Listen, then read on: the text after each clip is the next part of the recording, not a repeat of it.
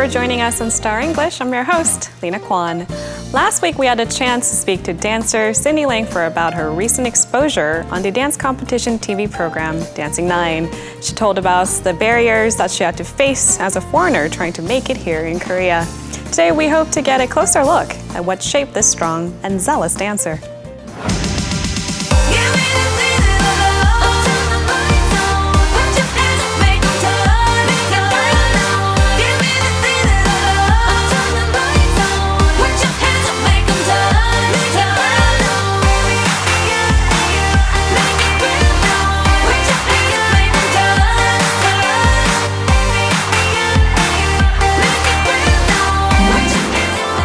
Dancer Timmy Lang for joining us again in the studios. Welcome back. Oh, thank you so much for having me again. It's great to be back.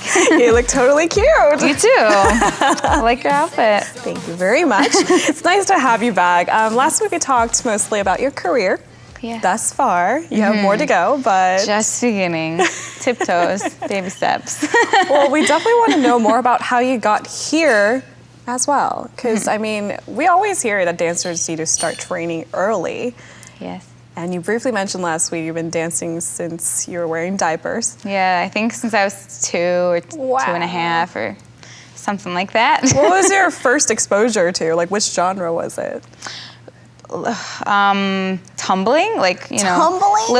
the little toddler, little kid classes where you roll on a mat and just, you know, sing fun songs and animal action. Oh, that's so animal cute. action, so much fun. Like, that's my first memory of dancing. Wow. Great one. It's a great memory. That's a good one, yeah. Yeah. I'm surprised you can remember that far. I can't. Stage Show Dance Academy. It's right here. And then, of course, you moved on to more rigorous training with jazz, lyrical, ballet, tap. Yeah, the competition dance stuff, you know, performance company, that was when I really started going to classes, I don't know, all week, you know, Monday through Saturday with maybe 1 day off or 2 days off. But yeah, dancing a lot more around age, I don't know, 10 or 11 or somewhere around there. So when you were competing, I mean, how many hours a day did you have to dedicate to dance? You know, you were also going to regular school as well, so. Yeah, as a student, middle school, right after school, we would go, my sister and I both grew up dancing. My mom would drive us really far to the suburbs of Chicago to dance all night, basically. We would have like 2 classes a night, maybe 3-4 hours.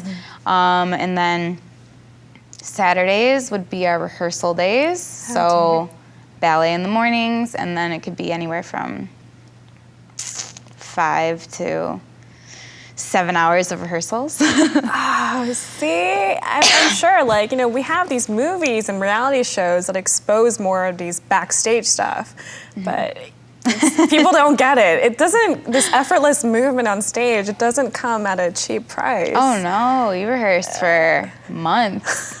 Months. Before you showcase it. Yeah, totally. Goodness. Long hours, many hours of practice. I'm sure when you're competing, you know, competed in many different genres. Yeah. Which one was your favorite or your forte? Oh, it changed a lot, actually. My cousin Kate, I remember she told me, like, you're pretty much all around. Like, you're pretty good at hip hop, and you're pretty good at jazz and tap too. Like, you're all right. I guess my favorite when I was younger was hip hop. And then I did a musical theater solo one time, and I was a ham. So that was pretty cool. And then now you were a ham?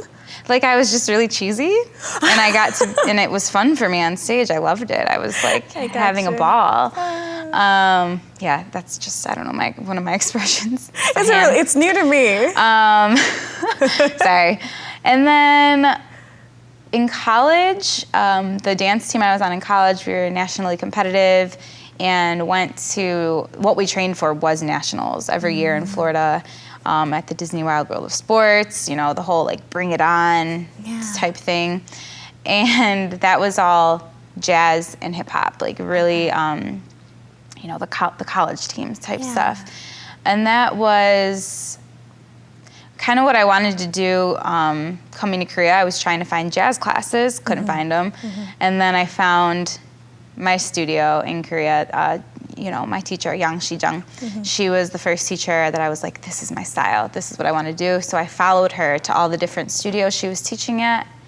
And so now I would say my genre is contemporary jazz. Or they made us on the show, Dancing 9, they made us, like, what's your genre? What's your genre? Everyone had to have just one. Right. So I was a jazz dancer. That was my genre. That's what they wrote in Korean, jazz dancer. I got it. Because I mean, these genres, they're weirdly interlinked too, and there's gray areas where you see like two different genres merge too. Sometimes it's hard to identify a dancer as just one. Yeah, because if you enjoy doing different things, and if you've been trained in different things, and you can mesh different styles, then why not say you're more of an all-around dancer? So, because for the TV show, for the sake of the TV show, then your tag under your name would be really long. Totally. It would be impossible to read. So they had to, definitely. Make so, you choose. Sydney, the jazz dancer. That was my genre on the show. But yeah, back in the day, I was like a hip hopper. Hip hopper. I was a hip hopper.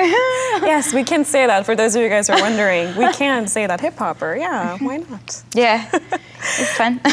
As far as your college dance team went, we picture more of kind of like, cheerleading when we think college dance team as well, because we see them perform in like basketball gymnasiums as well. Yeah. So I see a little bit of both, but would you definitely identify more with pure jazz dancing? Yeah. Okay. We were not cheerleaders. Like, it's very, very competitive. College dance team, UDA competitions are super intense. It's very much, everybody who's pretty much on a competitive dance team like that has danced their whole life at a studio and has pretty much been brought up the same way with training like that. So it was intense and it was good times. Did you guys win at those nationals? Oh my gosh, my first year on the team, we were top 10. I think what would get 8th. Which, you guys, you don't understand. The United States is huge, and there's so many wonderful dancers out there. That's a huge accomplishment. Yeah, it was big accomplishment. And then there was a few like dark years where UDA was kind of like on U of I. Oh dear. Sad story. But then my senior year, again, our biggest goal was to make it to the finals for both of our dances, hip hop and jazz, and we did. So good. We did it, and we were top 10 for that too. Good times. Yeah, some of my favorite memories from college was on the dance team. So, did you ever want to kind of segue into like NBA cheerleading, because they're more dancers? Okay, come on, you have to give them more credit. No? Oh, okay. Yeah, I've heard of good things. Like you can totally try out to be like a Chicago Level Bowl, and you make good decent money. And you get exposure, which isn't bad. But when I see those kinds of teams, I just don't really find myself fitting in. But you never know. You could do it. I could do it. Yeah. And if I ever tried out, it would be a whole new experience, just like Dancing 9 was a whole new experience. Sure. So it could be good. But it's totally different style from what our college team was. That's for sure. Okay. So I think I would need to get like just some really long hair for that kind of thing. And big luscious waves. Big luscious waves, crop tops, and just I don't know. It is a package deal, and definitely, they're more for show as well. Yeah. All right, let's move on. Do you recall when you first realized like your passion for dance?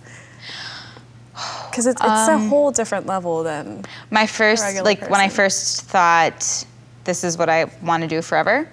When I was in 8th grade, it was when we all, one of my best friends and I were getting really serious about dancing, and when we would go to these dance conventions that were weekend long and take classes from amazing choreographers from all around the world, and they would really just bring out something in you that you didn't know you had, and then question you, like, is this what you want to do? Like, is this what you're passionate about? And I was like, yes, I am, and I'm going to be a professional dancer, and I don't care what it takes. And that's when, you know, throughout high school, I was like, should I just not go to college and just go dance? You know, just go try it out and see if I could become a professional dancer. And then I was like, no, because there are people way, way, way more talented than I. So I was like, I'm gonna go to college. Good choice. But that's when I was first passionate about it and knew that this is just who I am. It's what I do. It's what I love. So yeah, probably 8th grade. And was your family really supportive? Yes. And I mean, obviously my aunt owning, you know, Stage Door Dance Academy, and growing up there my whole life, it's basically a family thing. Yeah. And although when I was younger, my dad wanted me to, he was like, well, would you ever quit dance to play hockey? And I was like, yeah. I got my skates and my shin guards and my elbow pads. And I was thinking, like, maybe I'll play sports. And then I joined a few sports teams in, 5th grade? And when I played basketball. And when I'm sure my best friends remember this, when I would get a basket, I would do a grand jeté across the floor. I was, like, so excited. I was, like, jumping across the floor. And I think at that point he was like, she's a dancer. Celebrating like a dancer. So yeah. That's when Dad was like, okay, I got it. Yeah, so the family was always supportive, always coming to the recitals, always coming to competitions. Wow. Flowers, you know, break a leg, all that stuff, so. Which is a huge deal. Like, it's really hard to do without, like, the parental support and your family telling you, yes, you can do it, and celebrating with you when you're, you know, of course, winning. And being there for you when sometimes you can't always win, right? Yeah. And you lose, too. Yeah, it was all a growing experience. And you mentioned your boyfriend briefly last week. Yeah. Did you meet him in Korea? I did. Oh, we met in Korean class. What? Yeah.